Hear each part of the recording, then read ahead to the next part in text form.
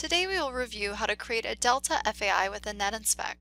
Companies typically create deltas when there is a need to create a partial FAI and a desire to link it to the original FAI that was approved by the customer. We are starting on our NetInspect dashboard. Typically, you'll go find the original first article by going to First Articles and View Internal. Here we can see we have an FAI that was conditionally approved, and we can see the FAIR status is marked as not complete, which indicates there's a nonconformance on Form 3. We can select the row to open the FAIR. We can see that this FAIR was fully approved.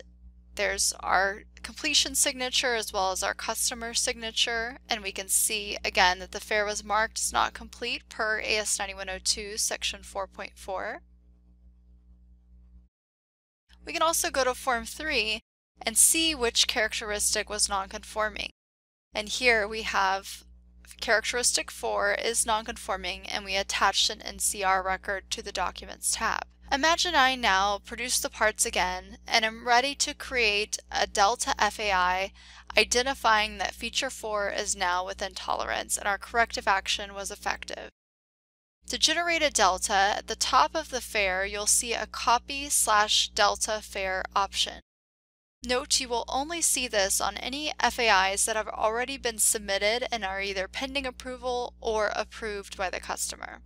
When I select that option, it will take me to this page that says Copy from Existing. In the case of a delta, you're going to want to use your current company. In other words, you're not moving the FAI from one account to another account. We're going to keep it within our existing account.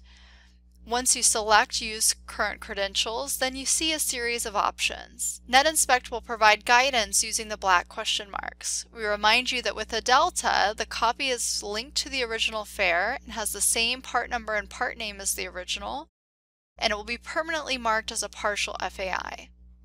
When we select Copy this FAIR as a delta, it will deselect Form 2 and Form 3 information. It will, however, copy over all header information, and then you have the option to choose to copy the bill of materials or deselect that option. And then on Form 3, most companies will choose to copy the characteristics over, and then they can use bulk delete to just leave the characteristics that need to be corrected. At the bottom, once we select Copy FAIR, a new FAIR number will be generated, and you'll see a deltas option at the top. You can select the deltas option and then see the hyperlink to the original parent first article. And when you select the parent first article, you will see a link back to the child FAI that we just created.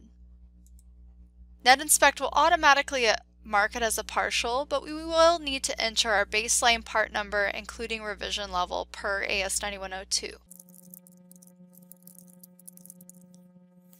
We will also be required to provide a reason for partial.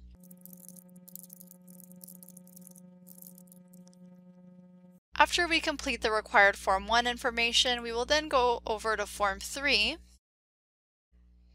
and we see all of our characteristics were copied over from the original. We chose not to copy over our results, and then I can use the bulk selection tool on the left to select all the features except feature 4. And then the bulk update tool can be used to bulk delete the features. That leaves just feature 4 where I can then put in my result.